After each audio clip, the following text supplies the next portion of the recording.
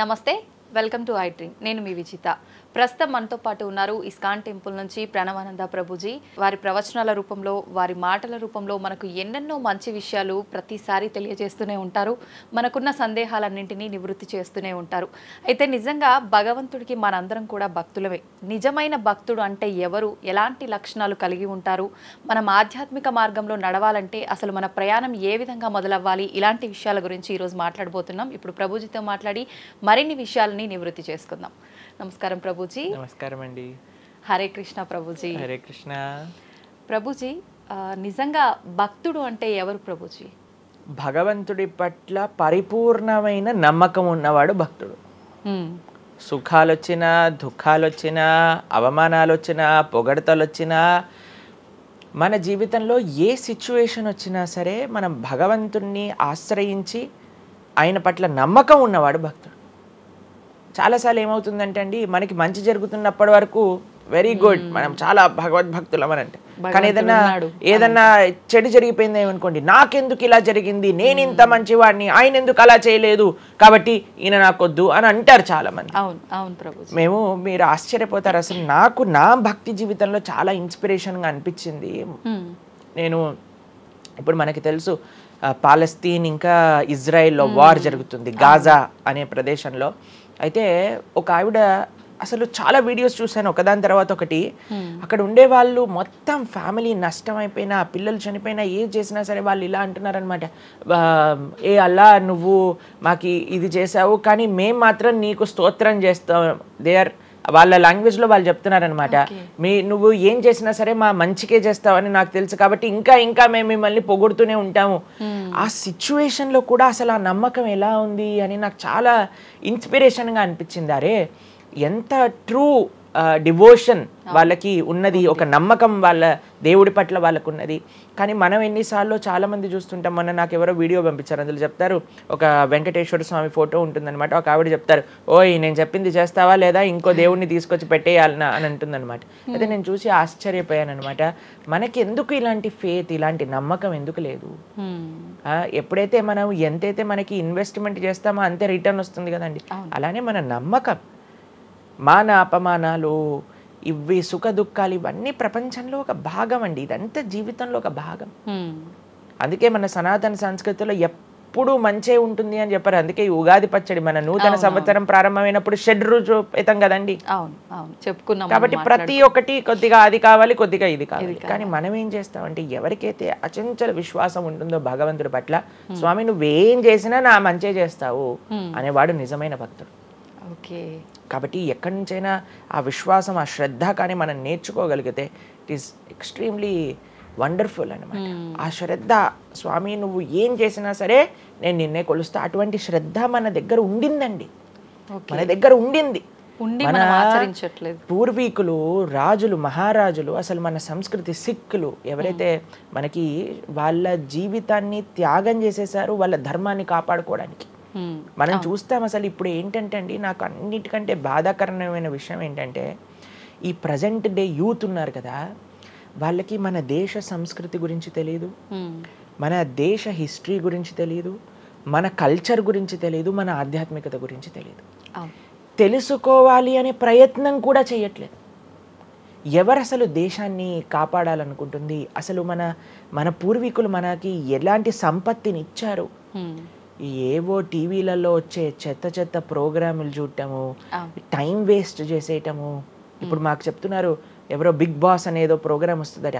జనాలందరూ అసలు ఏమొస్తుంది చెప్పండి? మన జీవితంలో ఏదైనా మార్పు కలగలిచా? మనకి లేదు. ఎవడో ఒకటి చోట వాడు డబ్బులు సంపాదించుకుంటూ వాడు చేసే చెత్త పనులన్నీ మనం చూస్తూ ఉంటే, మనం వింటూ ఉంటే, దాని తర్వాత చూస్తే పర్వాలేదు, ఆ వ్యక్తుల పట్ల అపరిమితమైన ప్రేమను పెంచుకొని, ఒకళ్ళు నాకు ఈ మధ్య ఎక్స్ప్లెయిన్ చేస్తున్నారనమాట, ఒక్కొక్కళ్ళకి ఆర్మీ అని తయారైపోయి వేరే వాళ్ళని దూషించటం, వేరే వాళ్ళని తిట్టడం. ఈ సమాజం ఇలా ఉంటే నీకు ఒక బిగ్ బాస్ అనే ఒక టైం వేస్టర్ని కావాలి, అది అయిపోగానే ఐపీఎల్ అనే ఒక టైం వేస్టర్, దాని తర్వాత నెట్ఫ్లిక్స్, అమెజాన్ ప్రైమ్, ఇవన్నీ ఎప్పుడు ఉన్నాయి. మనకి నిజంగా మేము కొన్నిసార్లు యూత్ని కలిసినప్పుడు అడుగుతామండి, అరే మన దేశ రాజకీయాల గురించి తెలుసా అని అంటే, తెలుసండి. ఎవరి దగ్గర నుంచి తెలుసుకున్నావు అని అంటే ఒక యూట్యూబర్ పేరు చెప్తారు. ఆ యూట్యూబర్ ఏమో ఎక్కడో వేరే దేశంలో కూర్చొని మన సంస్కృతిని మన రాజకీయాల్ని ఎలా ఒక వేరే దిశగా నడిపించాలో నడిపిస్తుంటారు. వాడివన్నీ వింటూ వీళ్ళు ప్రభావితం అయిపోతారు అనమాట. కానీ ఏంటి అసలు మన సంస్కృతి అంటే ఏంటి, మన ధర్మం అంటే ఏంటి, అసలు కొద్దిసం భగవంతుడు చాలా దూరం అనుకోండి, కనీసంలో కనీసం మన భారతీయత అంటే ఏంటో కూడా తెలియదండి అసలు ఇలాంటి పిల్లలకి. ఈ మధ్యలో పిల్లల్ని మర్చిపోకండి. పేరెంట్స్ ఎంతమంది దృష్టి చూపిస్తున్నారు చెప్పండి? చాలా తక్కువ మంది ప్రభుజీ. ఎప్పుడు చూడు ఏ సినిమాకి వెళ్దామా, ఏ సీరియల్ చూద్దామా, ఏ రియాలిటీ షో చూద్దామా, ఏ మూవీ సిరీస్ వెబ్ సిరీస్ కొత్తగా రిలీజ్ అయిందా, ఏ ఇన్స్టాగ్రామ్లో వీడియోస్ చూద్దామా, ఇలానే ఉండిపోతే మన దేశం ఎటు వెళ్తుంది, మన రాజ్యం ఎటు వెళ్తుంది, మన సంస్కృతి ఎటు వెళ్తుంది ఒకసారి చెప్పండి. కాబట్టి భక్తి అనేది ఒక ప్రస్తుత సమాజంలో అర్థం చేసుకోవటము అనేది ఎప్పుడైతే ప్రతి ఒక్కళ్ళు తమ దగ్గర ఉండే సమయాన్ని వెచ్చిస్తారో, ఎప్పుడైతే నేను తెలుసుకోవాలి అనే ఒక ఇచ్చ మనసులో ఉంటుందో అప్పుడు మాత్రమే తెలియపడే ఒక అద్భుతమైన జ్ఞానం అండి అది. తత్విద్ధి ప్రణిపాతేన పరిప్రశ్నేన సేవయా అని కృష్ణుడు భగవద్గీతలో చెప్పారు. ఆధ్యాత్మిక జ్ఞానం అంటే ఎలానో అలా తెలుసుకోలేమండి. దానికి సమయాన్ని వెచ్చించాలి, దానికి ఇంట్రెస్ట్ మన లోపల కలిగి సమయాన్ని తీసుకోవాలి. అరే మనకి బిగ్ బాస్ చూడటంలో ఉన్నంత ఇంట్రెస్ట్ టైం, ఐపీఎల్ మ్యాచ్లలో చూడడానికి ఇంట్రెస్ట్ టైం, వెబ్ సిరీస్లు చూడడానికి ఉన్న ఇంట్రెస్ట్ టైం, ఒక గీతా భాగవతం వినడానికి మనం టైం పెడుతున్నామా? లేదు, అసలు అట్లాంటి ఆలోచనే రావట్లేదు కదా. మరి భక్తి అంటే ఏంటి, భగవంతుడు అంటే ఏంటి, భగవంతుడు మనకి ఏం చేస్తున్నాడు, ఇవన్నిటికీ సమయం వెచ్చించాలి కదండి. కాబట్టి అందుకే మనం ఎప్పుడు చెప్పేది, ఒక భక్తుడు అనేవాడు అన్నిటికంటే అదృష్టవంతుడు ఎవరికైతే భగవంతుడి యొక్క కృప అనుభవంలోకి వస్తుందో. అటువంటి అనుభవం కానీ మనం పొందాలి అని అనుకుంటే మనం సమయాన్ని కేటాయించాలి. ఇది చాలా ముఖ్యమైన విషయం. అయితే మనం ఆధ్యాత్మిక ప్రయాణం మొదలు పెట్టాలి అంటే ముందుగా చేయాల్సిన పని, మొట్టమొదటి అడుగు ఆధ్యాత్మిక ప్రయాణం ముందు పెట్టాలి అని అంటే ఇన్స్టాగ్రామ్, వాట్సాప్ని తగ్గించాలి. ఓకే. ఇంతకు ముందు ఏకాదశి, ఇప్పుడు రేపు ఏకాదశి ఉపవాసం అంటే నిర్జల ఉపవాసం అని లేదా పలాహార ఉపవాసం అని అలా చెప్తారు. కొన్ని సంవత్సరాలు అయిపోయాక ఉపవాసం అని అంటే కనీసం ఈ రోజైనా ఫోన్ చూడొద్దు అని చెప్పే రోజులు కూడా వస్తాయేమో అనిపిస్తుంది. ఎందుకంటే ప్రతిసారి కూడా అడిక్టెడ్ జనాలందరూ కూడా వాట్సాప్ వీడియోలు, స్టేటస్లు, ఇన్స్టాగ్రామ్, యూట్యూబ్, టీవీ వీటితో అడిక్ట్ అయిపోయి ఎంత సమయాన్ని వెచ్చిస్తున్నారు. అసలు మీరు అన్నట్టుగా జపం చేయడానికి అడుగురా అంటే జపం చేయడానికి సమయం లేదంటారు, వాట్సాప్ స్టేటస్ మాత్రం చూడడానికి సమయం ఉంటుంది. ఎంత విచిత్రం చెప్పండి. కాబట్టి మనము చాలా జాగ్రత్తగా మొట్టమొదటి అడుగు ఏంటి అని అంటే మనం చెయ్యకూడని విషయాలు పక్కన పెట్టడం. ఏంటి? అక్కర్లేని విషయాలు వినటం, అక్కర్లేని విషయాలు మాట్లాడటం, అక్కర్లేని విషయాల గురించి ఆలోచనలు చేయటం. వీటన్నిటిని పక్కన పెట్టి 4 నియమాలు చెప్పారండి మన శాస్త్రంలో భక్తిలో ముందుకెళ్ళడానికి, ధర్మ మార్గంలో ముందుకెళ్ళడానికి. మద్యం పానం శ్రియాసూన యథా అధర్మశ్చ చతుర్విధం అని భాగవతం చెప్తుంది. 4 రకములైన తప్పుడు అలవాట్లను మనం నిషేధన చెయ్యాలట. ఏంటి ఆ 4? మద్యము అని అంటే మద్యాన్ని సేవించటం, ఎనీ టైప్ ఆఫ్ ఇంటాక్సికేషన్ అని అనుకోండి, సిగరెట్లు కానీ, మందు కానీ, గుట్కా, మానిక్ చంద్, పాన్, ఇంకేమంటారు టొబాకో, ఇవన్నీ డ్రగ్స్, ఇవన్నీ అసలు చెప్తూ ఉంటే మిగతా ఎనీ కైండ్ ఆఫ్ ఇంటాక్సికేషన్ దీన్ని పక్కన పెట్టాలి. మనం భక్తి మార్గంలో ముందుకెళ్ళాలి అని అంటే చెప్తున్నాను. 2 మద్యం పానం శ్రియ అసూన. జూదము ఇంతకుముందు జూదం ఆడుతూ ఉండేవారు, మనకు తెలుసు పాచికలాట అని అనేవారు. మహాభారతంలో యుధిష్ఠిర మహారాజు గారు ఆడినప్పుడు ఏమైంది వాళ్ళ జీవితంలో మనందరికీ తెలుసు. ఎన్ని కష్టాలు పడాల్సి వచ్చింది, ఆస్తంతా వెళ్ళిపోవాల్సి వచ్చింది, అరణ్యానికి పాలవ్వాల్సి వచ్చింది. చాలా మంది అడుగుతారు ఎందుకు మహాభారతం యుధిష్ఠిరుడు ఆడాడు. ఆయన ఆడి చూపించారు, అయ్యా ఆడితే ఈ పని అవుతుంది. ఎగ్జాంపుల్ సెట్ చేయడానికి ఆయన చేశారు. సరే ఆయన చేసింది తప్ప కాదా, ఆయన ఏం అనుభవించారో తెలుసు కదండి. మనం ఎందుకు చెయ్యాలి ఆ పని? ఇప్పుడు జూదం యొక్క విపరీతమైన కాన్సిక్వెన్సెస్ తెలుసా అండి. ఇప్పుడు బెట్టింగ్ గేమ్లని, ఐపీఎల్ మ్యాచెస్కి బెట్టింగ్స్ అని, లేదా ఏది వస్తే దానిపైన బెట్టింగ్లు పెట్టడం, అవి ఇవి ఎన్ని అప్లికేషన్స్ తయారైపోయి ఎన్ని ఒక యువతని ఒక తప్పుడు మార్గంలో పెట్టడానికి అసలు మాకు అప్పుడప్పుడు మేము యూట్యూబ్ చూస్తాం కదండి ప్రవచనాలు వినడానికి, మా గురువు గారి ప్రవచనాలు వినడానికి మేము చూస్తుంటాం అనమాట. అప్పుడు వస్తుంది రమ్మీ సర్కిల్ అని యాడ్ వస్తుంది అనమాట. ఇప్పుడు పేరు చెప్తున్నారు ఎందుకు ప్రభుజీ అని మీరు అనుకోవచ్చు. ఎందుకంటే పెద్ద పెద్ద సినిమా యాక్టర్స్ వాళ్ళు ప్రమోట్ చేసేది రమ్మీ సర్కిల్ అని, మాణిక్ చంద్ కంపెనీస్ని, గుట్కాలని, తర్వాత ఏవైతే అన్హెల్దీ ప్రోడక్ట్స్ కోక్ ఇలాంటివి ఏవైతే సాఫ్ట్ డ్రింక్స్ కూల్ డ్రింక్స్ ఉంటాయో వాటిని మీరు ఒక్కసారి ఆలోచన చేయండి. వాళ్ళు నిజమైన శ్రేయోభిలాషులా మనకి ఒక్కసారి ఆలోచన చేస్తే మనకు అర్థమవుతుందని. మొత్తం ఒక దగ్గర ప్రపంచం అంతా ఇవి తప్పు, ఇవి మీకు మంచిది కాదు అని మొత్తుకుంటుంటే మీరు ఎవరైతే మీరు హీరోయిన్ నా రోల్ మోడల్ అని అనుకుంటున్నారో వాడు మీకు నేర్పించేది ఏంటి అని అంటే, నువ్వు ఈ పేకాట ఆడు, నువ్వు గుట్కా తిను, నువ్వు కూల్ డ్రింక్ తాగు, నీ జీవితం ఏమైనా మాకు పర్వాలేదు. మేము ఎక్కడికి వెళ్ళినా నోరు నొప్పొచ్చేటట్టు అరిచి చెప్తున్నా, అయ్యా ఇవి మంచిది కాదు, మీరు మంచి మార్గంలో ఉండండి, ఆరోగ్యాన్ని జాగ్రత్తగా పెట్టుకోండి, మనసు జాగ్రత్తగా ఉండండి, ధర్మాన్ని ఆచరణ చేయండి అని మేము చెప్తుంటే, కానీ జనాలకి వీటిలలో ఇంట్రెస్ట్ లేదు. వీళ్ళకి నా రోల్ మోడల్ వాళ్ళు, నా రోల్ మోడల్ ఇది అని ప్రొద్దు నుంచి రాత్రి దాకా ఇన్స్టాగ్రామ్లో చూడటం, వాళ్ళగా మాట్లాడటం, వాళ్ళగా వస్త్రాలు వేసుకోవటం, వాళ్ళలాగా మేము కూడా వాళ్ళలాగా అవ్వాలి అని అనుకుంటే వాళ్ళు ఏం నేర్పిస్తున్నారు మీకు ఒక్కసారి ఆలోచన చేయండి. ఎంతమంది దేశంలో ఉండే యువత మొత్తం కూడా తప్పుడు మార్గంలోకి వెళ్తే మన భారతదేశ భవిష్యత్తు ఏం కావాలో ఒకసారి చెప్పండి. కాబట్టి ఫస్ట్ ఏమన్నా మనం ఇంటాక్సికేషన్, సెకండ్ గ్యాంబ్లింగ్ అని అంటారు, జూదం, ఏ ప్రకారమైన జూదమైనా సరే దాన్ని పక్కన పెట్టాలి.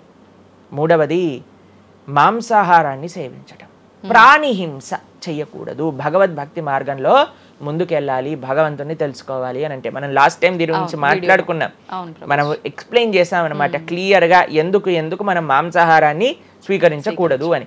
అది భౌతికంగా మనకి మంచిది కాదు, ఆరోగ్యరీత్యా మంచిది కాదు, ఎమోషనల్గా మంచిది కాదు, ఎన్వైరన్మెంటల్గా మంచిది కాదు, స్పిరిచువల్గా మనకి మంచిది కాదు అని ఈ రీజన్స్ అన్ని చెప్పాం. అయితే నిన్నటి రోజున మాకు ఆ వీడియో పంపించారనమాట. సరే ఏమున్నాయి అబ్బా కమెంట్స్లో అని చదువుతుంటే చాలామంది అన్నారు, రోజు ఈ వీడియో చూడటం వల్ల మేము మాంసాహారం తినటం మానేసాము, మాకు క్లారిటీ వచ్చిందని చాలా కమెంట్స్ ఉన్నాయి. కొంతమంది ఏం రాశారు తెలుసా అండి, మరి ప్లాంట్స్కి, మరి ఆకుకూరలకి, తర్వాత మనం పండించే మొక్కలకు కూడా ప్రాణం ఉంది కదా అని. మీకు ఒక విషయం చెప్తాను, చాలామంది ఈ ఆర్గ్యుమెంట్స్ చెప్తారండి, నాన్ వెజిటేరియన్ మానేసేయండి అని అంటే, మరి మీరు జీవహింస చేయట్లేదా, మీరు కూడా మొక్కల్ని కట్ చేస్తున్నారు కదా అని అడుగుతారు. ఇప్పుడు దానికి 2-3 విషయాలు మీకు ప్రస్తావన చేస్తాను. ఒకటి, మీరు పాలకూరని, గోంగూరని, తోటకూరని కొయ్యడానికి వెళ్ళినప్పుడు అది గట్టిగా అరుస్తూ చంపేయకు నన్ను, ఏదో ఒక రక్తం కారటం, అది ఇలా గార్లో ఎగరటం, ఇలాంటివి చేస్తుందా అండి? లేదు. ఎప్పుడైనా మీరు ఆపిల్ పండుని కొయ్యడానికి వెళ్ళినప్పుడు ఆపిల్ పండుని ఇలా అనగానే దాంట్లో నుంచి రక్తం చెట్టులో నుంచి దారాలుగా కారుతుంటుందా అండి? అదేమైనా గట్టిగా అరుస్తుందా అని కొంతమంది అంటారు, అది అరుస్తుంది మనకి వినిపించదు. మనకి ఒకసారి అర్థం చేసుకోవాలి, ఒక ప్రాణికి ఒక వెల్ డెవలప్డ్ కాన్షియస్నెస్ ఉన్న వ్యక్తికి, లేదా ఒక పర్సనాలిటీకి, లేదా ఒక ప్రాణికి, లేదా ఒక ప్లాంట్కి ఏంటి వ్యత్యాసము అనేది మనం తెలుసుకోవాలి. దాంతోపాటు ఇంకొక విషయం చెప్తాను, మరి ప్లాంట్స్ని తినచ్చు, యానిమల్స్ని తినకూడదు అని ఏంటి ప్రమాణము అనంటే, భగవంతుడు మనకి ఈ విషయాన్ని ప్రస్తావన చేశారు, స్వామి మనకి ఈ విషయాన్ని ఉపదేశం చేశారు. అయ్యా, నువ్వు కేవలం శాకాహారాన్ని మాత్రమే తినవచ్చును, సాత్విక ఆహారాన్ని మాత్రమే తినవచ్చును. ఎక్కడ చెప్పాడు భగవంతుడు? పత్రం పుష్పం ఫలం తోయం యోమే భక్తా ప్రయశ్చతి. పత్రం పుష్పం ఫలం తోయం, నువ్వు ఫలములను, తర్వాత ఆకులను, నీటిని, పాలను, వీటితో సంబంధించినవి ఏవైనా సరే తయారు చేయొచ్చు, భగవంతుడికి నివేదన చేయొచ్చు, స్వీకరించవచ్చు. కాబట్టి మన శాస్త్రములు దేన్నైతే యాక్సెప్ట్ చేశాయి, ఇప్పుడు చెప్పాయనుకోండి, సరే ఈ ప్లాంట్స్లలో కూడా ప్రాణం ఉందయ్యా, ప్లాంట్స్ కూడా తినకు అని అంటే ఏం చేస్తామండి? గాలిని పీల్చుకుంటామా? సన్లైట్తో బతుకుతామా మనం ఏమన్నా ప్లాంట్స్ బతికినట్టుగా? ఏదో ఒకటి కావాలి కదా ఆహారం. కాబట్టి అన్నిటికంటే లీస్ట్ హింస, అహింస అంటే అన్నిటికంటే లీస్ట్ హింస ఎక్కడ ఉంటుందో అది. కాబట్టి మనకి శాస్త్రం ఆమోదన చేసింది, నువ్వు ఈ ఏవైతే హర్బివోరస్ అని అంటారు చూడండి, ఏవైతే పశుపక్షాదులు కాకుండా ఏవైతే మొక్కలు ఉంటాయో, ఏవైతే ధాన్యం ఉంటుందో, ఏదైతే ఫలములు ఉంటుందో దాన్ని స్వీకరించు అని. తర్వాత రెండో ఆర్గ్యుమెంట్ ఏం చేస్తారు తెలుసా అండి, నాన్ వెజిటేరియన్ అనగానే మనం కానీ తినకపోతే వాటి పాపులేషన్ మొత్తం పెరిగిపోయి పెరిగిపోయి పెరిగిపోయి పెరిగిపోయి మనల్ని చంపేస్తుంది. అయ్యా నువ్వొక్కడు మారటం చేత ఏమీ అవ్వదు. అవును, మొత్తం మారిపోదు. ప్రపంచం ఎలా వెళ్తుందో కొంతమంది మూర్ఖులు ఉంటారు, ఎంత చెప్పినా మారని వాళ్ళు వాళ్ళ పని చేసుకొని ఇవ్వండి. అంతే. భగవంతుడు బ్యాలెన్స్ ని తయారు చేశారండి. ఆ భగవంతుడు ఆ బ్యాలెన్స్ ని క్రియేట్ చేస్తారు. నువ్వు ఆ ధర్మాన్ని ఆచరించకుండా ఉండు. కాబట్టి 3 చూసాం. ఏంటి? మద్యం, పానం, శ్రియ, సూన. ఒకటి intoxication, gambling, meet eating. Last Prabhuji ఒక చిన్న డౌట్. ఇప్పుడు మాంసాహారం తినొద్దు, మన శాస్త్రంలో ఎక్కడ తినమని చెప్పలేదు అని అన్నారు కదా, మరి గ్రామ దేవతలకి కోళ్ళు, మేకలు ఇలాంటివన్నీ బలిస్తుంటారు కదా, మరి అది ఎక్కడ ఉంది అసలు? మీరు అమ్మవారిని జగన్మాత అని పిలుస్తారు తెలుసా? మీరు ఎప్పుడైనా అంటారా? అమ్మ అంటారు, అంతేనా? ఒక తల్లికి, ఒక తల్లితనంలో మీరు కూడా మదర్ కదండి, మీ పిల్లలకి ఏదైనా ఒక చిన్న బాధ కలిగితే మీరు ఓర్చుకోగలుగుతారా చెప్పండి? లేదు. అస్సలంటే అసలు అలాంటి ప్రస్తావనే తేయకూడదు ప్రభుజీ అని అంటారు. అవును, అంతేనా కదా? మరి జగన్మాత అని మనం అంటున్నప్పుడు ఆ జగత్తుకి తల్లి, జగత్తు మొత్తం అని అంటే ఆ పక్షి, ఆ ప్రాణి కూడా అదే జగత్తులో పుట్టిందే కదా, అంటే ఆ ప్రాణికి కూడా ఆవిడే కదా తల్లి. ఆ తల్లి ముందు మనం ఇలాంటి పనులు చేస్తే అమ్మకి నచ్చుతుందా నచ్చదా చెప్పండి? నచ్చదు. కాబట్టి ఇవన్నీ ఎక్కడొచ్చాయి అని అంటే మధ్యలో ఎక్కడో ఒక చోట కొన్ని తప్పుడు ఆచరణలన్నీ కూడా మన లోపలికి దూసుకొచ్చేసాయి అన్నమాట. కానీ బలి అనేది ఎప్పుడు ఇవ్వకూడదు. సాత్వికమైన ఆరాధన అన్నిటికంటే శ్రేష్టమైన ఆరాధన. ఈ బలులు ఇవ్వటం వీటన్నిటిని తామసిక ఆరాధన అని అంటారు. కాబట్టి మనము ఎంతైతే మీరు బలి అంటే ఏంటో తెలుసా అండి? ఏదో ఒకటి సమర్పణ చేయటము. సమర్పణ చేయటాన్ని, దాంట్లో ప్రాణిని సమర్పణ చేయటం కంటే మనకుండే అహంకారాన్ని సమర్పణ చేస్తే అమ్మవారు ఇంకా ఆనందిస్తారు. మన దగ్గర ఉండే దంభాన్ని సమర్పణ చేసేస్తే, బలిచ్చేస్తే ఇంకా ఆనందంగా ఉంటారు. దంభము అని అంటే గర్వం. ఓకే. అహంకారము, దంభము, ఈ రెండిట్లో వ్యత్యాసం ఏంటో తెలుసా అండి? గర్వము అని అంటే మనం చేసిన దానికి మనం గర్వపడటం అనమాట. నేనే చేశాను, నా అంతటి వాడు లేడు. దంభము అంటే చెయ్యని దానికి కూడా గర్వపడటం. ఓకే. కాబట్టి మనకుండే అభిమానాన్ని, మనకుండే ఆ లోభాన్ని, వీటన్నిటిని అమ్మవారికి సమర్పణ చేయండి, ఇంకా మంచి, ఇంకా ఆనందిస్తారు. అందుకే మనం తల నీలాలు ఇస్తాం. చాలా మందికి తెలియదు అసలు దేవుడు ఏం చేసుకుంటాడండి మన జుట్టుని, డాండ్రఫ్ తోటి ఉన్న జుట్టుని. దేవుడికి ఎందుకు సమర్పణ చేయాలి మనం తల నీలాలు అని అంటే, అయ్యా నేను జుట్టు ఉంటే ఎప్పుడు కూడా ఇలా ఇలా ఇలా హెయిర్ స్టైలింగ్ చేసుకుంటూ నేనేదో చాలా హ్యాండ్సమ్ మ్యాన్, చాలా హ్యాండ్సమ్ ఉమెన్ అనుకుంటూ ఉంటారు కదా అందరు కూడా. అయ్యా నా యొక్క ఆ సెల్ఫ్ కాన్షియస్నెస్ ని సమర్పణ చేస్తున్నా నీ దగ్గర. మనం గుడికి వెళ్ళి కొబ్బరికాయ కొడతాం. కొబ్బరికాయ ఎందుకు కొడతామండి? మనం కూడా అలాంటి హార్టెడ్ వ్యక్తులం అనమాట. మనకు కూడా ఆ గర్వంతో మనం కూడా అంత పైనుండే షెల్ ఉంటుంది కదా, ఎంత హార్డ్గా ఉంటుంది. కానీ ఎప్పుడైతే అది పలగొట్టేస్తామో అప్పుడు లోపల మంచి తీయటి నీరు మనకి దొరుకుతుంది. కొబ్బరి ఎంత స్వీట్గా ఉంటుంది, అది మనకు కలుగుతుంది. మన హృదయంలో ఆ సున్నితమైన భావాలు ఉన్నాయి, కానీ మనకుండే అజ్ఞానము, మనకుండే అహంకారం, మనకుండే అవిద్య దాన్ని ఆపేస్తుంది. అందుకే భగవంతుడి ముందు, స్వామి నీ ముందు నా అహంకారాన్ని సమర్పణ చేస్తున్నా అనే భావనతో మనం కొబ్బరికాయ కొట్టాలి. అంతేగాని కొబ్బరికాయ తీసుకెళ్ళి కొట్టేసి నేను ఈరోజు 108 కొబ్బరికాయలు కొట్టాను దేవుడి దగ్గర అనే అహంకారం వచ్చింది అనుకోండి, కొబ్బరికాయ కొట్టడమే వేస్ట్, ఫలితం లేదు. కాబట్టి మనందరం అర్థం చేసుకోవాలి అసలు ఏంటి భావన. బలి అని అంటే ప్రాణి బలి కాదయ్యా, నీ దగ్గర ఉండే చెడు గుణాలను బలి. కాబట్టి ఈ 3 విషయాలు అయిపోయి 4వ విషయం ఏదైతే మనం చేయకూడదో ఇలిసిట్ సెక్స్ అని అంటారు, వ్యభిచారము అని అంటే పురుషులు స్త్రీలు పురుషులు. నిన్నే ఒకళ్ళు చెప్తున్నారు, ఒక టీవీలో ఒక న్యూస్ వచ్చిందట, one of the most famous యాక్టరో లేదా ఇంకెవరో వాళ్ళ హస్బెండ్ని వేరే స్త్రీలతో పాటు పట్టుకున్నారు అని మాకు ఒక న్యూస్ నిన్న ఒకళ్ళు చెప్తున్నారు అనమాట. అంటే వాళ్ళు ఏం చెప్పారంటే నాకు, ప్రభుజీ సమాజంలో ఇలాంటివి ఎన్నో కేసులు వస్తున్నాయి ప్రభుజీ, ఈ మధ్యలో న్యూస్లో ఇలాంటివి అయితే తరచుగా మనం చూస్తూ ఉన్నాము, కాబట్టి ఈ సమాజం ఎటువైపు వెళ్తుందో తెలియట్లేదు ప్రభుజీ అని అంటే మేము వాళ్ళకి చెప్పాం, సమాజాన్ని ఎందుకు ఇటువైపు నడుస్తుంది అని అంటే మనం చూపించే విషయాలు అలా ఉన్నాయి, చూపించే సినిమాలు అలా ఉన్నాయి, చూపించే సీరియల్ అలా ఉన్నాయి, చూపించే ఆదర్శమైన వ్యక్తులు అలా ఉన్నారు. మనం ఎవరైతే హీరోలు అనుకుంటున్నామో వాళ్ళు ప్రొద్దున లేస్తే విడాకులు తీసుకొని ఇంకొకరిని పెళ్లి చేసుకొని, విడాకులు తీసుకొని ఇంకొకరిని పెళ్లి చేసుకొని, ఇలాంటివి చూస్తుంటే మనం కూడా అది నార్మలైజ్ అయిపోయింది మన భారతీయ సంస్కృతిలో. కానీ ఎక్కడైతే ధర్మం ఉంటుందో, రాముడు ఆదర్శంగా ఉన్న వ్యక్తి ఎప్పుడూ అలాంటి తప్పు చేయలేదండి. ఎందుకంటే రాముడు ఏకపత్ని వ్రతుడు.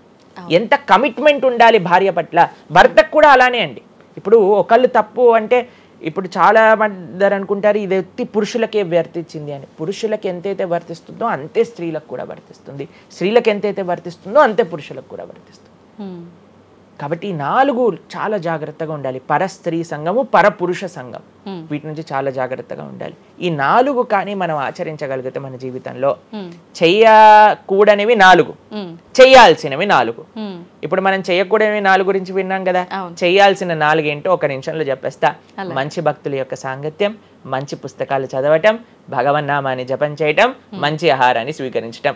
ఈ 4 చేస్తే మనం డైరెక్ట్గా భగవంతుడి యొక్క శ్రీచరణాల దగ్గర ఉంటాం అనమాట. ఓకే, ఇవన్నీ జరగాలి అని అంటే మనం ఆధ్యాత్మికం వైపు మన మనసును మళ్ళించాలి.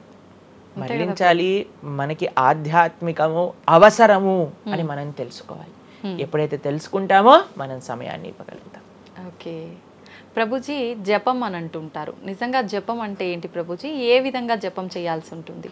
జపము మనకి కలియుగంలో తరించడానికి మార్గం. కృతేయ ధ్యాయతో విష్ణుం త్రేతాయాం యజతోమకై ద్వాపరే పరిచర్యాయాం కలో తత్ హరికీర్తనం అని చెప్పారు. భగవంతుడి యొక్క నామ జపం అత్యంత శ్రేష్టమైనది. కృష్ణుడు భగవద్గీతలో ఏం చెప్తారో తెలుసా అండి? అన్నిటికంటే గొప్ప యజ్ఞం, యజ్ఞములలో నేను ఒక యజ్ఞాన్ని అని చెప్తారు. ఏ యజ్ఞం తెలుసా? యజ్ఞానాం జప యజ్ఞోస్మి అని భగవంతుడు చెప్తారు. అన్నిటికంటే గొప్ప యజ్ఞం జపం చేయడం అనమాట. ప్రతిరోజు జపం చేయాలి. మనందరం మేము ప్రతిరోజు 2 గంటల పాటు జపం చేస్తాం ప్రొద్దున పూట. ఏంటి జపం చేయాలి? భగవన్నామాన్ని జపం చేయాలి. భగవన్నామము అత్యంత సులభంగా మనల్ని భగవంతుడి యొక్క కృపని తెచ్చిపెడుతుంది, భగవంతుడి యొక్క రియలైజేషన్ మనకిస్తుంది అనమాట. అందుకే హరిర్నామ హరిర్నామ హరిర్నామేవ కేవలం కలోర్ నాస్తేవ నాస్తేవ నాస్తేవ గతిరన్యద అని చెప్పారు. అన్నిటికంటే శ్రేష్టమైనది ఎటువంటి రూల్స్ అండ్ రెగ్యులేషన్స్. ఇప్పుడు కొంతమంది అనుకుంటారు జపం అంటే చాలా రూల్స్ ఉండాలి, అది చేయాలి ఇది చేయాలి అని. ఏం లేదు, చక్కగా శుచిగా ఉండండి, శుభ్రంగా ఉండండి, భగవంతుడి ముందు దీపం పెట్టండి, కూర్చోండి, ఒక జపమాల పట్టుకోండి. హరే కృష్ణ కృష్ణ కృష్ణ హరే హరే, హరే రామ రామ రామ హరే హరే. సింపుల్ మంత్రం, ఎవరైనా చేయొచ్చు, ఎటువంటి కాంప్లికేషన్స్ లేదు. ఏ స్థితిలో ఏ అవస్థలో ఉన్న వాళ్ళైనా సరే చక్కగా జపం చేయొచ్చు. ఎటువంటి నియమాలు లేదు. ఎప్పుడైనా సరే చక్కగా భగవన్ నామానికి నియమం లేదు, మంత్రాలకి నియమాలు ఉన్నాయి, కానీ ఇది భగవన్ నామం. ఇటువంటి నామాన్ని కానీ మనం హరినామం అని అంటారు దీన్ని. ఈ హరినామాన్ని కానీ చక్కగా జపం చేయగలిగితే మనకి బ్రహ్మాండమైన ఫలితాలు, ఆ భగవంతుడి యొక్క కృప మనం ఎక్స్పీరియన్స్ చేయగలుగుతాం మన జీవితంలో. ఇప్పుడు మీరు చూడండి, నోట్లు ఎప్పుడైనా మనం లెక్క పెట్టామనుకోండి, ఎలా లెక్క పెడతారు తెలుసా? ఇలా 1 2 3 4 5 6 7 8 9 10 అని లెక్క పెడతారు, అంతేనా? ఏదైతే నోట్లు లెక్క పెట్టేటప్పుడు ఎప్పుడు మనం బయటికి లెక్క పెడతాం, ఎందుకంటే ఇది ఎప్పుడు బయటికి వెళ్ళేదే. కానీ జపం చేసినప్పుడు ఎలా లెక్క పెడతారో తెలుసా అండి? మీరు జపం చేస్తుంటే హరే కృష్ణ కృష్ణ కృష్ణ హరే హరే, హరే రామ రామ రామ హరే హరే అని లోపలికి అంటాం మాలని. నోటిని బయటికి అంటాం, జపాన్ని లోపలికి అంటాం లెక్క పెట్టేటప్పుడు. ఎందుకంటే ఇది ఎప్పుడు మనతో పాటు వచ్చేది ధనం, ఇది వెళ్ళిపోయే ధనం. కాబట్టి శాశ్వతంగా మన లోపలతో వచ్చే ధనం, జన్మాంతరాలకు కూడా మనల్ని ఉద్ధరింపజేసే ధనం ఏదన్నా ఉంటే అది భగవన్నామ జపం. నిజంగా ఎంత మంచి మాట ప్రభుజీ. అసలు ఈ లాజిక్ అర్థమే కాలేదు ఎప్పుడు మాకు. మీరు చెప్పేదాకా ఇంత లాజిక్ ఉంది అని అనిపించలే. చాలా మంచిగా చెప్పాము. ప్రతి ఒక్కళ్ళు చిన్న పిల్లల నుంచి, మా దాంట్లో మా గ్రూప్ లో మీరు చూస్తే చిన్న పిల్లల నుంచి వృద్ధుల వరకు అందరు జపం చేస్తారు. అంతెందుకండి, మీరు చూస్తారు హరే కృష్ణ భక్తులు దేశ విదేశాల నుంచి ఉన్న వాళ్ళందరూ జపమాల పట్టుకొని జపం చేసే వాళ్ళని మనం చూడట్లేదు. కాబట్టి మనకి ఎందుకు జపం రాదు? టైం వస్తుంది, టైం ఉంది. ఎక్కడెక్కడ టైం వేస్ట్ చేస్తున్నామో తెలుసుకుంటే ఎక్కడ దాన్ని యూటిలైజ్ చేయాలో తెలుస్తుంది. సమయంతో పనుందా ప్రభుజీ? ఏ సమయంలో అయినా ఏ సమయంలో అయినా చేసుకోవచ్చు, కానీ ప్రొద్దున పూట చేస్తే అత్యంత శ్రేష్టమైన. ప్రొద్దున పూట మనం త్వరగా లేసి, త్వరగా స్నానం చేసి, త్వరగా జపం చేసుకోగలిగితే ఆ రోజంతా బ్రహ్మాండంగా ఉంటుంది. ధ్యానం కూడా చేస్తుంటారు చాలా మంది. జపానికి ధ్యానానికి వ్యత్యాసం ఏంటి? మనము భగవన్నామ మంత్రాన్ని, నామాన్ని జపం చేస్తూ భగవంతుడి గురించి ధ్యానం చేయాలి. ఓకే. ఇప్పుడు జస్ట్ ధ్యానం, చాలా మంది మాకు కంప్లైంట్ చేస్తుంది, ఇప్పుడు ఈ ధ్యానం చేస్తే మనసు నిలకడగా ఉండట్లేదు, మనసు ఎక్కడికి వెళ్ళిపోతుంది, అక్కర్లేని ఆలోచనలు వస్తున్నాయి. ఇప్పుడు చూడండి, పిల్లవాడు అటు ఇటు ఇటు అటు కదులుతున్నాడు అనుకోండి, ఇంట్లో ఏయ్ అనగానే అయిపోతారు. అలా మన మనసు కూడా అటు ఇటు ఇటు అటు కదులుతూ ఉంటుంది. కానీ ఎప్పుడైతే మనం మంత్రంతో ధ్యానం చేస్తామో అప్పుడు మనసు ఇలా వెళ్ళిపోయింది అనుకోండి పక్కకి, హరే కృష్ణ అనగానే ఆ మనసు వచ్చేస్తుంది, వామ్మో వీడు కాన్షియస్గా ఉండండి నేను అటు ఇటు వెళ్తుంటే. కాబట్టి మనసు కూడా మనం ఆ నామం పట్ల మనం ధ్యానం చేయొచ్చు. ఎప్పుడైతే మనం నామాన్ని మంచిగా జపం చేస్తామో ఆ నామంలోంచే భగవంతుడి యొక్క రూపం, గుణం, లీల అవన్నీ కూడా ప్రకాశితం అవుతాయి. కానీ ఫస్ట్ మనం ధ్యానం నామం పైన పెట్టాలి. మన ఉచ్చారణ కరెక్ట్గా ఉందా, మనం చక్కగా ఆ నామాన్ని వింటున్నామా, దీనిపైన ధ్యాస ఉండాలన్నమాట. నిజంగా చాలా మంది ధ్యానం చేసేటప్పుడు ఆ ఏకాగ్రత అనేది రావట్లేదు, ఎన్నిసార్లు ప్రయత్నించినా అంటుంటారు కదా ప్రభుజీ, ఏం చేయాలంటారు ఆ ఏకాగ్రత రావాలంటే? ప్రాక్టీస్ చేయాలి. అభ్యాసేనతు కౌంతేయ, అభ్యాసం చేయాలి. ఇదేదో చాలా మంది ఏం చేస్తారు తెలుసా అండి, ప్రభుజీ నేను 3 రోజుల నుంచి జపం చేస్తున్నా కానీ నాకు ఆ రుచి కలగట్లేదు. అయ్యా 300 కోట్ల జన్మలు తీసుకున్నాం మనము, ఆ జన్మాంతరాల్లో ఉండే వాసనలు ఉన్నాయి కదా, కొద్దిగైనా మనం సమయం ఇవ్వాలి భగవంతుడి యొక్క నామం. ఇప్పుడు మురికి పట్టిన ఒక క్లాత్ ఉందనుకోండి, ఇంకులో ముంచేసిన క్లాత్ ఉందనుకోండి, దాన్ని ఇచ్చాను అనుకోండి, ఇప్పుడు ఒక్క ఉతుకుల్లో పోతుందా ఇంకంతా? ఒక ఉతుకు తర్వాత ఇంకో ఉతుకు తర్వాత ఇంకో కొద్దిగా వెళ్తూ ఉంటుంది. కొన్నిసార్లు మనకి ఫస్ట్ 3-4 వాషెస్లో తెలియదు అసలు పోయిందా లేదా. పోతుంది కానీ మనకంత ఎవిడెంట్గా కనిపించదు. కానీ 10, 15, 20, 30 సార్లు అయ్యాక తెలుస్తుంది. 100 సార్లు అయ్యాక మళ్ళీ మనకి తెల్లగా ఆ క్లాత్ బయటికి వచ్చేస్తుంది. అలానే మనం కూడా ప్రయత్నం చేస్తూ ఉండాలి. ఇన్ని జన్మలు మనం మాయకి ఇచ్చేసి ఒక జన్మలో 3 రోజులు మనం భగవన్నామాన్ని జపం చేసి ఇప్పుడు నాకేం కలగలేదు అని అంటే ఎలా చెప్పండి? ఆ నిష్ఠ, సిన్సియారిటీ ఇవ్వాలి టైం మనకి. ఎలాగైతే మీరు టైం దీనికి ఇచ్చారో అలానే టైం భగవంతుడు కూడా ఇవ్వాలి. తప్పకుండా ఆ ప్రాసెస్లో తప్పులేదు. మన సిన్సియారిటీ ఎంత సిన్సియర్గా మనం చేస్తే అంత తొందరగా మనకు కృప అనేది లభిస్తుంది. ఓకే ప్రభుజీ, పునర్జన్మలు అని అంటుంటారు, పునర్జన్మలు ఉంటాయా? ఇందాక మీరు చెప్పినట్టు ఎన్నో జన్మల వాసనలు మనకి జన్మలో కూడా అవి ఉంటాయి అని చెప్పన్నారు కదా, ఆ వాసనలకు సంబంధించిన ఆ లైఫ్ని మళ్ళీ ఈ జన్మలో మనం అనుభవిస్తామా? తప్పకుండా. మీరు అంతెందుకండి, మీరే ఎన్నోసార్లు మీ జీవితంలో కొంతమందిని కలిసి ఉంటారు, వాళ్ళు చెప్తారు ఇది ఈ జన్మలోంచి కాదు, పక్కా వీడి పోయిన జన్మలోదే ఈ లక్షణం. ఎందుకంటే చాలా మంది అంటారు మా ఇంట్లో ఎవరండి ఇలా ఉండరండి కానీ వీడికొక్కటే ఈ గుణం వచ్చింది అని అంటూ ఉంటారు. మనం చాలాసార్లు చూస్తాం చిన్న పిల్లలకి వాళ్ళకి మనకు నేర్పించకుండానే ఒక టాలెంట్ వచ్చేస్తుంది. వాళ్ళు ఆ విధంగా నేను మొన్న బృందావనం వెళ్ళినప్పుడు మేము చూసాం, అక్కడ చిన్న పిల్లవాడండి, నాకు తెలిసి 3-4 సంవత్సరాలు ఉంటాయి, 250 కంటే ఎక్కువ ట్యూన్లలో హరే కృష్ణ మంత్రాన్ని పాడుతున్నాడు ఆయన. వాళ్ళ పేరెంట్స్ని అడిగాం, అయ్యా ఎలా నచ్చింది? ప్రభుజీ మేమేం తెలియదు ప్రభుజీ, చిన్నప్పటి నుంచి హార్మోనియం దగ్గరికి వెళ్ళి టిక్ టిక్ టిక్ టిక్ అనేవాడు, వాడే పాడుతున్నాడు, వాడికి మొత్తం హార్మోనియం ఎవ్వరు నేర్పించలేదు, వాడే పాడుతున్నాడు అని. అలా ఎన్నో మీరు డాక్టర్ ఐన్ స్టీవెన్సన్, మీరందరూ ఇంటర్నెట్ ఉంది కదా, మీ అందరికి ఫోన్లు ఉన్నాయి కదా, డాక్టర్ ఐన్ స్టీవెన్సన్ అని నొక్కండి. 2500 కంటే ఎక్కువ కేసుల పైన ఆయన రీసెర్చ్ చేశారు. రీఇన్కార్నేషన్, పునర్జన్మ కలిగిన కేసెస్లో అనమాట. కాబట్టి మీరు జస్ట్ రీఇన్కార్నేషన్ కేసెస్ అని మీరు యూట్యూబ్లో టైప్ చేస్తే ఎన్నో వస్తాయి మీకు. కాబట్టి పునర్జన్మ ఉన్నది. పునర్జన్మ సిద్ధాంతాన్ని ప్రస్తావన చేసి వాటిని నమ్మకం ఉన్న వాళ్ళే సనాతన ధర్మానికి సంబంధించిన వాళ్ళు అనమాట. కాబట్టి ఏది కూడా మనకి స్పాంటేనియస్గా రాదు, అంతా కూడా కర్మ, what ever we do that comes around అనమాట. కాబట్టి ఈ పునర్జన్మ సిద్ధాంతం అనేది తప్పకుండా ఉన్నది. పునర్జన్మ ఉంటుంది, జన్మాంతరాల వాసనలు అనేవి ఉంటాయి. ఎప్పుడైతే మనం ఆధ్యాత్మిక సాధన, ఎప్పుడైతే మనం భగవద్భక్తి చేస్తామో ఆ వాసనలన్నీ కూడా తొలగిపోతాయి. మనం చక్కగా మంచి ధార్మికమైన వ్యక్తిలా మనం మళ్ళీ మారచ్చు అనమాట. ప్రభుజీ పునర్జన్మ ఉంటుంది అని అనుకున్నాం మనం.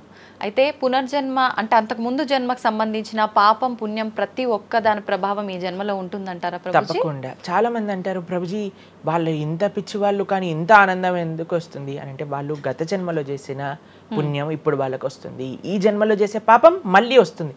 ఎవరు కూడా ఎస్కేప్ అవ్వలేరండి. ఇప్పుడు మీరు అనుకుంటున్నారు మనం బాధపడుతున్నాం, గత జన్మలో చేసిన పాపాన్ని ఇప్పుడు మనం అనుభవిస్తున్నాం, ఇప్పుడు మేము మంచి వాళ్ళం ప్రభుజీ, మీకు కూడా వస్తుంది ఆ ఛాన్స్. కాబట్టి ఈ కర్మ సిస్టమ్ ఏదైతే భగవంతుడు ఇది చేశారో దాని నుంచి ఎవ్వరు ఎస్కేప్ కాలేరు. ఆయన సిస్టమ్ చాలా పక్క. ఇక్కడ ఉండే మనం అప్పుడప్పుడు ట్రాఫిక్ సిగ్నల్ని దాటేసి ట్రాఫిక్ పోలీస్ నుంచి ఎస్కేప్ అవ్వచ్చు, కానీ భగవంతుడి యొక్క రేడార్ నుంచి ఎస్కేప్ అవ్వలేదన్నమాట. ఎందుకంటే ఆయన హృదయంలో ఉండే కదా అన్ని నోట్ డౌన్ చేసుకునేది. కాబట్టి తప్పకుండా గత జన్మ పుణ్యము గత జన్మ పాప ఫలితాలు ఈ జన్మలో అనుభవించాల్సిందే. చాలా మంది మమ్మల్ని అడుగుతారు, ప్రభుజీ నరకానికి తీసుకెళ్తారు కదా. ఆ నరకానికి తీసుకెళ్తారు, మరి నరకంలోనే అంత అయిపోగొడితే మళ్ళీ ఈ జన్మలో ఇవ్వటం ఎందుకు? ఇన్స్టాల్మెంట్లో వస్తాయి, ఈఎంఐస్ కింద కట్టాల్సి వస్తుంది అనమాట మన ఫలితాన్ని. కొద్దిగా నరకంలో, కొద్దిగా ఈ జన్మలో, మళ్ళీ వచ్చే జన్మలో. ఒకటేసారి ఆ యొక్క ఫలితాన్ని కానీ ఇచ్చేస్తే మనం తట్టుకోలేము. కాబట్టి భగవంతుడి యొక్క కృప నిజంగా చెప్పాలంటే ఇన్స్టాల్మెంట్స్లో వచ్చేది. ఇప్పుడు చూడండి, ఒకసారి 10 కోట్లు కట్టాలి అంటే అది ఈజీయా, లేదా ఇన్స్టాల్మెంట్లో కట్టాలంటే ఈజీయా? అందుకే కదండి అందరు ఈఎంఐలు కావాలండి. అలానే పుణ్యము, అలానే పాపం కూడా. కొద్దిగా స్వర్గంలో అనుభవించు, కొద్దిగా ఇప్పుడు అనుభవించు, మళ్ళీ నెక్స్ట్ జన్మలో అనుభవించు. అది తప్పదు, ప్రతి ఒక్కళ్ళు అనుభవించాల్సిందే. లేకపోతే చెప్పండి, అసలు ఈ జన్మలో ఎందుకు కొంతమంది కష్టాలు అనుభవిస్తున్నారు?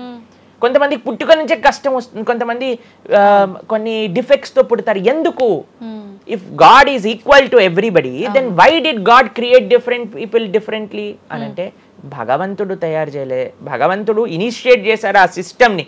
దాంట్లో మనం ఏ విధంగా చేస్తే ఆ కర్మ ద్వారా అలా మనం పుట్టవలసి వస్తుంది.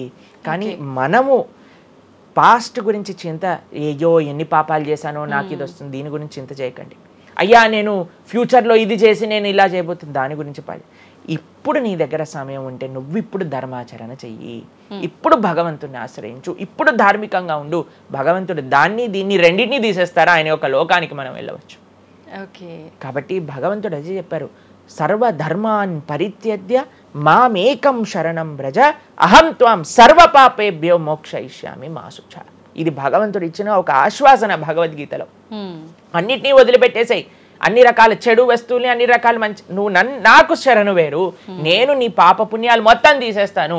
యద్గత్వా న నివర్ధంతే తద్ధామ పరమం మమ.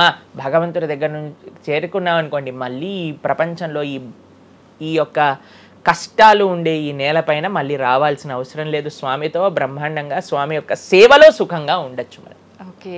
అయితే ప్రభుజీ చాలా మంది చెప్తుంటారు, అన్ని అనుభవించండి తప్పదు అన్నప్పుడు ఎందుకు భగవంతుని ఆరాధన చెయ్యాలి అని. వాళ్ళందరికీ ఇది మంచి సమాధానం ప్రభుజీ. నిజంగా చాలా మంది ఇదే అంటుంటారు, అంతే కదండి, ఎంత భగవంతుని ఆరాధించినా ఈ కష్టాలు తప్పట్లేదు, అసలు లైఫ్ ఏం చేంజ్ అవ్వట్లేదు, మనశ్శాంతి లేదు, ఎందుకు అసలు ఆరాధించాలని చెప్పి అసలు భగవంతుని పూజించడం కూడా మానేస్తుంటారు. మళ్ళీ ఇప్పుడు ఆపేస్తే మళ్ళీ నెక్స్ట్ ఏంటి అని ఆలోచన చేయాలి. కాబట్టి ఇప్పుడుండే వాటితో మనము ఇది చేసామనుకోండి, ఇంత ధర్మాచరణ కూడా ఆపేశారనుకోండి, ఇంకా ఆ పుణ్య పాప ఖాతాలు అలానే పెరిగిపోతూ ఉంటాయి. కానీ చివరికి వచ్చేది ఈ ప్రపంచంలోకే కదా. కాబట్టి మనకి చెడు చేయటం పనికిరాదు, కేవలం మంచి చేయటం కూడా పనికిరాదు. భగవద్భక్తి అన్నిటికంటే టాప్ మోస్ట్. కాబట్టి మనం ధార్మికంగా ఎంత భగవద్భక్తితో ఉంటే అది మనకి అంత మంచిది. ప్రభుజీ కర్మ సిద్ధాంతం అన్నారు కదా, అసలు కర్మ సిద్ధాంతం అంటే ఏంటి ప్రభుజీ? ఏం చెప్తోంది అసలు? మనం చెయ్యంది మనకి రాదు, మనం చేసింది తప్పకుండా మనకు వస్తుంది. ఇదే కర్మ సిద్ధాంతం. Every action has equal and opposite reaction. ఇలా అయితే ఈ లా ఉందో అదే కర్మ సిద్ధాంతం. అంటే నువ్వు చేసింది ఏదైనా సరే ఆ యొక్క ఫలితం నుంచి తప్పించుకోలేవు. తర్వాత ఏదైతే నువ్వు చేసావో దాని నుంచి తప్పించుకోలేవు. మంచైనా చెడైనా, మొన్న అయింది నీకు ఈ రోజు వస్తుంది, ఈ రోజు చేసిన దానికి రేపు వస్తుంది. ఇదే కర్మ సిద్ధాంతం అంటే. కాబట్టి ఎప్పుడు ఇది మన మనసులో ఉండాలి. అరే ఈ రోజు నాకు ఏదైనా బాధ ఉంటే నేను ఏదో చేశానేమో, కాబట్టి ఏదో చేశాము అయిపోయింది, ఈ రోజు ఈ కష్టం వచ్చింది, కృష్ణ నువ్వు నాకు శక్తినివ్వు ఈ కష్టాన్ని ఎదుర్కోవడానికి. ఇప్పటి నుంచి నేను ఇలానే మంచిగా ఉంటాను, ఎప్పుడూ అధర్మం వైపు వెళ్లకుండా ఉంటాను, స్వామి నువ్వే రక్ష అని ఆ ధర్మ చింతన ముందుకు తీసుకెళ్ళటం. ఇప్పుడు కానీ మనం ఆ ధర్మ సంకల్పం చేసుకుంటండి, రేపటి రోజున మరి చాలా మంది అంటే రేపు ఎవరు చూసారో లేదో, అయ్యా రేపు ఎవరు చూసారో లేదో అని కానీ మీ పిల్లవాడు చెప్పి నేను ఇప్పుడు కష్టపడను, రేపు నాకు ర్యాంక్ వచ్చాక నాకు ప్లేస్మెంట్ వస్తుందో లేదో నాకేం గ్యారంటీ ఉంది కాబట్టి నేను చదవను అన్నాడు అనుకోండి, ఏం చెప్తారు మీరు? నాన్న నువ్వు ప్లేస్మెంట్ గురించి బాధపడకు, ఫస్ట్ నీ కర్తవ్యం చదవటం నువ్వు చదువు, అంతే. దాని తర్వాత నీకు వస్తుంది, నీ జీవితం సెటిల్ అవుతుంది, అంతే కదండి. అంతే మనం కూడా లేదు రేపు పొద్దున ఎవరు చూశారు స్వర్గాన్ని నరకాన్ని, కాబట్టి నేను ఇప్పుడు ధర్మాచరణ చెయ్యను అని అంటే మీ పిల్లవాళ్ళు కూడా ఎక్కడైతే చదవను అని అంటారో అలానే మనం కూడా తయారవుతాం. చాలా మంది అండి పెద్దవాళ్ళు పిల్లలకి మాత్రం మంచి నీతులు చెప్తారు, కానీ వాళ్ళ దగ్గరకు వచ్చేసరికి వాళ్ళు ఆచరించడానికి రెడీగా ఉంటారు అనమాట. కాబట్టి మీరు ఒక్క విషయాన్ని ఆలోచించండి, మీరు ఏం చెప్తున్నారో అది మీరు ఫాలో అవుతున్నారా? పెద్దలు ఫాలో అవుతేనే అది పిల్లలు ఆచరిస్తారు, లేకపోతే ఆచరించరు. పిల్లలకి స్కూల్ ఎలానో మనకి భగవంతుడి యొక్క సృష్టి చేసిన ఈ ధర్మం అలాంటిది. కాబట్టి ఈ రెండిట్లో మనం చాలా జాగ్రత్తగా ఉండాలి. ప్రభుజీ, చాలా మంది ఏ పని చేయాలన్నా కూడా ముందు వెనుక ఆలోచించి ప్రతిదీ జ్యోతిష్యాన్ని పట్టి దాని ప్రకారంగానే పనులు చేస్తూ ఉంటారు. నిజంగా జ్యోతిష్యాన్ని నమ్మొచ్చు అంటారా? జ్యోతిష్యం 100% కరెక్టే, కానీ జ్యోతిష్యాన్ని నువ్వెంత సీరియస్గా తీసుకోవాలి అది ఆలోచించాల్సిన విషయం. జ్యోతిష్య శాస్త్రం అది, శాస్త్రం ఎప్పుడూ కూడా కరెక్టే, కానీ మనకి ఎంత అవసరం అది. ప్రతిరోజు ప్రొద్దున లేవంగానే రాశి ఫలాలు ఏమైపోయాయి అని కొంతమంది చదువుతూ ఉంటారు. ప్రతి చిన్న విషయానికి ఈ రోజు ఏమైంది, ఈ రోజు ఎలా ఉంది, ఆ రోజు ఎలా ఉంది, సండే పేపర్లో వచ్చింది, ఇంకా ఈ వారం ఎలా ఉండబోతుంది, ఇవన్నీ నీకు అవసరం లేదయ్యా. నువ్వు ధర్మాచరణ చెయ్యి, భగవంతుడి పట్ల నమ్మకం పెట్టుకో, ఆయన చూసుకుంటాడు. భక్తులు ఎవరు కూడా అలాంటి విషయాలని సీరియస్గా తీసుకోరండి. ఎందుకంటే బృందావనంలో ఒక భక్తులు ఉన్నారనమాట. ఆయన అంటారు, మొత్తం అన్ని గ్రహాలు నీకు అనుకూలంగా ఉండి నువ్వు కృష్ణ భక్తుడివి కానీ అవ్వకపోతే అన్ని గ్రహాలు అనుకూలంగా ఉండి నీకేం లాభం. తర్వాత అంటాడు, అన్ని గ్రహాలు ప్రతికూలంగా ఉండి కానీ నువ్వు కృష్ణ భక్తుడు అయితే ఏవి నిన్ను ఏం చేయలేవు. ఎందుకంటే భగవంతుడు అలాంటి రక్షణ ఇస్తాడనమాట. మనకి భగవంతుడి దగ్గర ఆ శక్తి ఉన్నది. కాబట్టి మనము దేన్ని ఎంత సీరియస్గా తీసుకోవాలి? మనకి కావాల్సినది ఆధ్యాత్మికత, భక్తి. భగవంతుడి గురించి విన్నామా, భాగవత రామాయణాదులు శ్రవణం చేశామా, స్వామికి ఆరాధన చేసుకున్నామా, ఆలయానికి వెళ్ళామా, గోసేవ చేశామా, ధార్మికంగా ఉన్నామా, ఎవరికి ఏం చెడు చేయలేదా, మంచి అందరి గురించి కూడా మంచి ఆలోచిస్తున్నామా, ఒకళ్ళతో మంచిగా మాట్లాడుతున్నామా, ఎవరికి చెడు చేయట్లేదా, ఇంతవరకు నీ ఆలోచన ఉంటే సరిపోతుందండి. ఈ ధర్మచింతన మనకు కావాలి, అంతేకాని ఏమవుతుంది, నా రాసి ఏంటి, ఇదేంటి. ఇప్పుడు అంత పిచ్చి జనాలకి ఎలా పెరిగిపోయిందంటే, ఒకళ్ళు అంటారు ఈ ఉంగరం పెట్టుకోమంటారు, ఒకళ్ళు అంటారు ఇలా నీ పేరు రాయి అంటారు, ఒకళ్ళు అంటారు నీ పేరులో ఏ ఏ ఏ ఏ ఎక్స్ట్రా రాయమంటారు. ఇవన్నీ ఏంటి మారిపోయాయి? ఇవన్నీ మార్చుకొని నీ ఆచరణ కానీ మారకపోతే, నీ థింకింగ్ కానీ మారకపోతే, నీ ధర్మం పట్ల ఉండే అనిరుక్తి కానీ పెరగకపోతే ఇవన్నీ చేసి ఏం లాభం? కాబట్టి మనం ఎసెన్స్ ఆఫ్ ధర్మ భగవంతుడి ఆరాధన. సవై పుంసాం పరో ధర్మో యతో భక్తిర్ అదోక్షజే. అటువంటి స్వామిని ఆశ్రయించటంలో మన టైం పెట్టాలి, కానీ ఇలాంటి చిన్న చిన్నవి చూసుకోవటం, వీటి కోసం మనం సమయాన్ని వేస్ట్ చేసుకోవటం మంచిది కాదు. జ్యోతిష్యం కరెక్టా? 100% కరెక్ట్. నీకెంత కావాలి అది నువ్వు ఆలోచన చేసుకో. పెళ్లి చేసుకోవాలి, గృహ ప్రవేశం చేసుకోవాలి, ఏదైనా పెద్ద ఉంటే అప్పుడు మీరు చూడాలి ముహూర్తం, వివాహం చేసుకోవటం కానీ లేదా ఏమంటాం మన గృహ ప్రవేశాది పెద్ద కార్యములకి చూసుకోసరి. ప్రతిరోజు, ప్రతి క్షణం, ప్రతి వారం, ప్రతి నెల. చాలా మందికి పొద్దున్నే చూడండి అసలు రోజు గడవదు. ఇలాంటి పిచ్చి పనులు ఆపాలి. ఫస్ట్ ప్రొద్దున పూట లేచి భగవంతుడి దగ్గరికి వెళ్ళి భగవంతుడికి నమస్కారం చేసి జపం చేసుకొని ధ్యానం చేసుకొని ఆలయానికి వెళ్ళి దర్శనం చేసుకొని భగవత్ చింతనలో ఉండండి. రోజులో ఏ కష్టం వస్తుందో దాన్ని ఎలా ఎదుర్కోగలో ఆ శక్తిని వస్తుంది. అంతేగాని ఏమున్నాయి రాశి ఫలాలు చదవటం వల్ల ఏం అవ్వదండి. కాబట్టి సొల్యూషన్ పైన కాన్సన్ట్రేట్ చేయండి, ప్రాబ్లం కోసం విశ్లేషణ చేయకూడదు. ఓకే ప్రభుజీ, చాలామంది ఇంట్లో నెగిటివ్ ఎనర్జీస్ ఉన్నాయి, దయ్యాలు తిరుగుతున్నాయి, లేదంటే ఎవరైనా ఒక పర్సన్కి దయ్యం పట్టింది అని చెప్పి చాలామంది ఎవరు ఇట్లా పంతుళ్ళు అట్లాంటి వాళ్ళ దగ్గరికి, మాంత్రికుల దగ్గరికి తీసుకెళ్ళడము, వాళ్ళు వదిలిస్తారని చెప్పటము, ఆ దయ్యం వీళ్ళని చాలా పీడిస్తుంది అని చెప్పడం, ఇలాంటివి చాలా వింటుంటాము సహజంగా. ఇదంతా నిజమే అంటారా ప్రభుజీ? అసలు దయ్యాలు అనేవి ఉన్నాయంటారా? ఆత్మలు, దయ్యాలు ఇవన్నీ ఉన్నాయండి, అది లేవు అని చెప్పలేము. ఉన్నాయి తప్పకుండా. ఎలా అయితే మీరు నెగిటివ్ ఎనర్జీ అంటారు కదా, నెగిటివ్ ఎనర్జీ ఎక్కడికి వస్తుందో తెలుసా అండి? నెగిటివ్ పీపుల్ దగ్గరకు వస్తుంది. ఎవరైతే ఎమోషనల్గా, ఎవరైతే స్పిరిచువల్గా, ఎవరైతే ఫిజికల్గా వర్నలబుల్గా ఉంటారో వాళ్ళ దగ్గరకు వస్తుంది. ఎవరైతే ఇంట్లో భగవద్ ఆరాధన ఉండదో, పూజ రూమ్లో ఏమీ లేకుండా చాలామంది ఇప్పుడు మాకు చాలా విచిత్రం అనిపిస్తుంది కొన్నిసార్లు మాకు ఈ ఇంటర్నెట్లో వీడియో చూసినప్పుడు వీళ్ళు చర్చ్లో ఉండే వాళ్ళందరూ దయ్యాలను వదిలిస్తూ ఉంటారనమాట. మాకు చాలా ఆశ్చర్యం ఏంటంటే వీళ్ళకే ఎందుకు దయ్యాలు పడుతున్నాయి అని.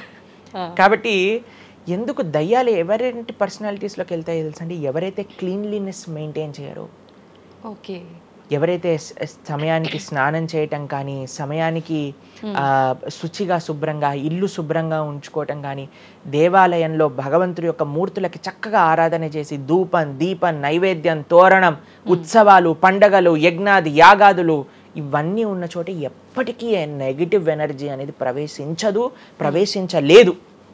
ఓకే. కానీ ఎక్కడైతే జనాలు డిమ్గా డల్గా ఎటువంటి వైబ్రెన్స్ లేకుండా ఎప్పుడు ఎమోషనల్ వర్నరబుల్గా బాధల్లో ఉంటూ ఆధ్యాత్మికంగా లేకుండా ఇల్లంతా గందరగోళంగా చెత్త చెదారంతో ఎప్పుడైనా సరే ఫ్రెష్ ఫుడ్ కాకుండా స్టేల్ ఫుడ్, బయట సోర్స్ తెలియని ఫుడ్ వాటిని తినటం వల్ల అలాంటి మెంటాలిటీస్, అలాంటి నెగిటివ్ ఎనర్జీ ఈజీగా ఇటువంటి నెగిటివ్ ఎన్వైరన్మెంట్లోకి వచ్చేస్తుంది అనమాట. ఓకే. కానీ ఎప్పుడైతే మనం వైబ్రెంట్గా భగవన్నామ చక్కగా బొట్టు పెట్టుకొని చక్కగా మంచిగా సాంప్రదాయంగా రెడీ అయ్యి చీర సాంప్రదాయం మన సాంప్రదాయం మన చీర అండి. భారతీయత మగవాళ్ళైతే ధోతి కుర్తా ఇంతకుముందు ఉండేది, శిఖ ఎంత చక్కగా బొట్టు పెట్టుకొని చక్కగా అలంకరణ చేసుకొని ఇంట్లోకి వెళ్ళంగానే అసలు ఆ ధూపం యొక్క సువాసన వచ్చి చక్కగా పసుపచ్చతో మన గడప నుంచి స్టార్ట్ చేస్తే పైన తోరణం కింద ముగ్గులు, అసలు ఒక సనాతన సాంప్రదాయం ఒక హిందూ యొక్క ఇంటికి వెళ్తే ఏ దయ్యం అలాంటి ఇంట్లోకి వెళ్ళగలుగుతుంది చెప్పండి? మన సినిమాలలో మీరు చూసి ఉంటారు, దయ్యాలు ఎక్కడుంటాయి? పాతబడ్డ బంగ్లాలలో ఎక్కడో క్లోజ్ చేసిన గెస్ట్ హౌస్లలో ఉంటాయి, అంతేనా? నిజం ప్రభుజీ. ఏదైనా దేవాలయంలో దయ్యం ఉండటం మీరు చూసారా ఎక్కడైనా? ఎందుకు ఉండదు? ఎందుకంటే అక్కడ భగవద్ ఆరాధన జరుగుతుంది కాబట్టి. ఏ ఇంట్లో అయితే నిరంతర భగవద్ ఆరాధన ఉంటుందో, ఏ ఇల్లు అయితే వైబ్రెన్స్ గా ఇంటి బయట ముగ్గు నుంచి ప్రారంభమై ఇంటి లోపల దేవాలయంలో దీపము నిరంతరము కూడా ఉంటుందో, భగవద్ ఆరాధన జరుగుతుందో, భగవన్నామ జపం జరుగుతుందో, శాస్త్రాన్ని పారాయణ చేస్తున్న విష్ణు సహస్రనామం హరే కృష్ణ మహామంత్ర కీర్తన యజ్ఞము యాగము ఉత్సవాలు చేస్తూ అటువంటి ఇంట్లో అటువంటి వ్యక్తులకి ఎప్పుడూ రాలేదండి. ఎవరైతే తన నుదిటిన తిలకాన్ని అలంకరణ చేసుకొని చక్కగా సాంప్రదాయంగా ఉంటారో, శుచి శుభ్రత పాటిస్తారో, చక్కగా ఆలయానికి వెళ్ళి గోసేవ చెప్పండి, అలాంటి వాళ్ళకి ఎప్పుడైనా ఇలాంటి నెగిటివ్ ఎనర్జీ అటాక్ అవుతుందా అంటే అస్సలు కాదు. ఎవరైతే గ్లూమీగా డిప్రెస్డ్గా ఏం లేకుండా ఏ వస్త్రాలు పడితే ఆ వస్త్రాలు వేసుకోవటం, దేవుడు కొంతమంది ఆలయంలోకి వెళ్ళామనుకోండి, ఇంట్లో పూజ రూమ్లోకి వెళ్ళామనుకోండి, పండగ నుంచి పండగ మాత్రమే దీపం పెడతారు, లేదా అస్సలు ఆ పూలు అలానే ఉంటాయి 15-20 రోజుల వరకు. అవును ప్రభు. అలాంటి ఇంట్లలో నెగిటివ్ ఎనర్జీ రాకపోతే ఇంకేమొస్తుంది చెప్పండి? కాబట్టి నెగిటివ్ ఎనర్జీ ఉందా? ఈ దయ్యాలు ఆత్మలు ఉన్నాయా? ఉన్నాయి. ఎవరి దగ్గరికి వెళ్తాయి? అటువంటి మెంటాలిటీ ఉన్న వాళ్ళ దగ్గరికి మాత్రమే వెళ్తాయి. ఓకే.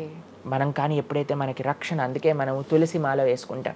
తులసి మాల ఇప్పుడు చూడండి, మేము నరసింహ కవచాన్ని ధరించామన్నమాట. ఇవన్నీ నరసింహ ఆరాధన, నరసింహ కవచాన్ని ఎప్పుడైతే మనం చేస్తామో, ఎప్పుడైతే మనం భగవన్నామ స్మరణ చేస్తామో తులసి మాల ధరించాలి. తులసి మాల చాలా మంది ఇప్పుడు ధరిస్తున్నారు కానీ నియమాలను పాటించట్లేదు. ఏంటి నియమాలు? తులసి మాల వేయాలి అని అంటే మనము భగవత్ ప్రసాదాన్ని మాత్రమే నైవేదన చేసి తీసుకోవాలి, మాంసాహారాన్ని తినకూడదు, ఎల్లిపాయలు ముట్టుకోకూడదు. ఇవన్నీ కూడా నెగిటివ్ థింగ్స్ అన్నమాట, తామసిక రాజసీకమైన విషయాలు. కాబట్టి ఇవి చక్కగా ఇవన్నీ మానేసామనుకోండి. తులసిమాల ధరించడం అంటే ఏంటి అంటే చూపిస్తున్నాం అనమాట, మన దగ్గర ఎటువంటి తామసిక రాజసీక ప్రవృత్తులు లేవు, మేము సిద్ధ సాత్విక ప్రవృత్తిలో ఉన్నాం. దయ్యం అక్కడ నుంచి వచ్చింది కూడా యూటర్న్ తీసుకొని వెళ్ళిపోతుంది అనమాట ఇవి చూడంగానే. కాబట్టి అది చాలా ముఖ్యం. ఎప్పుడైతే మన ఆచరణ బాగుంటుందో, ఎప్పుడైతే మనం ధార్మికంగా ఉంటామో, ఎప్పుడైతే భగవద్భక్తులై ఉంటామో, ఏ నెగిటివ్ ఎనర్జీ మనల్ని ఏం చేయలేదు. ఓకే, మొత్తానికి ఉన్నాయి దయ్యాలు, ఉన్నాయి, జాగ్రత్త. మనం మంచిగా భక్తి పరంగా ఉండండి, ధార్మికంగా ఉండండి, చక్కగా ధర్మాచరణ చేయండి, మీకేం భయం లేదు. కానీ ఎక్కడైతే ఇవన్నీ జరగవో అక్కడ ఉంటాయి. అందుకే ఆధ్యాత్మిక మార్గంలో నడవాలి అందరం కూడా. కృతజ్ఞతలు ప్రభుజీ, నిజంగా చాలా మంచి మంచి విషయాలు తెలుసుకుంటున్నాం మీ ద్వారా. ఇంకా ఇంకా తెలుసుకోవాలని కోరుకుంటున్నాం. ధన్యవాదాలు ప్రభుజీ. హరే కృష్ణ. హరే కృష్ణ.